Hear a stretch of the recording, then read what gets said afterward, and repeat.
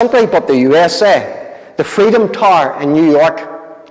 I believe that was erected where the two fell down, is that correct? The Freedom Tower? Well, there was a security man there, the first line of defence, and there was a picture taken of him, and he was asleep. Now, that's not the best thing. Would you hear this? Not only was he asleep, but he's half blind. A half blind security guard. What's that all about? Now, he wasn't Irish. Half blind security guard. His own words, he couldn't open his left eye and has hazy vision out of the right eye due to nerve damage. And he's the first line of defence at the Freedom Tower. Security guard. Something amiss there. There's something wrong. His older in years, he was 65. He used to have good sight, good vision, I suppose. I don't know. But half blind, security guard. And I tell you, there are half-blind security guards in the church. They started off well and they were guarding the faith. But because of damage has got into their hearts. Erroneous doctrine has infiltrated their lives and they are now half blind. Think of that security guard. Think if I was to sit down with him. We were sitting on a bench and someone lifted up something in the distance with writing on it. We both see that, but we both read it differently. Isn't that correct? We see the same thing, but he reads it differently to me. Why? Because he hasn't got clarity. He's got hazy vision. He's got damaged sight. And alas, that's the same in the church.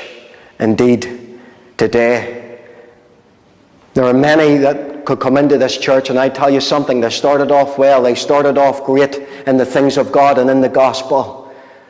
But if we were to open up that book, this book in front of me together, they would now see things, indeed, differently. Differently. Their sight is now changed because of damage, because of erroneous doctrine. They see the book, the gospel, differently. They see Jesus differently to you or I. They once saw the same thing, but no more. They have been sleeping on duty. We have been called to fight.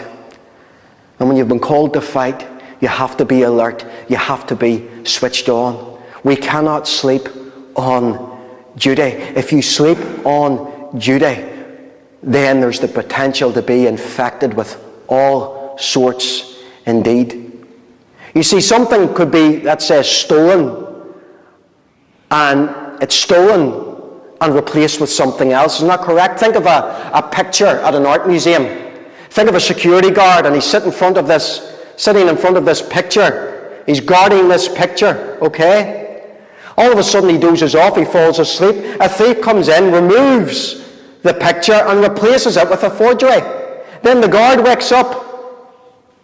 He sees the picture in front of him. Thinks to himself, I'm doing a good job here. He doesn't even know that the original has been replaced with a forgery. He doesn't know why, because he fell asleep. He fell asleep.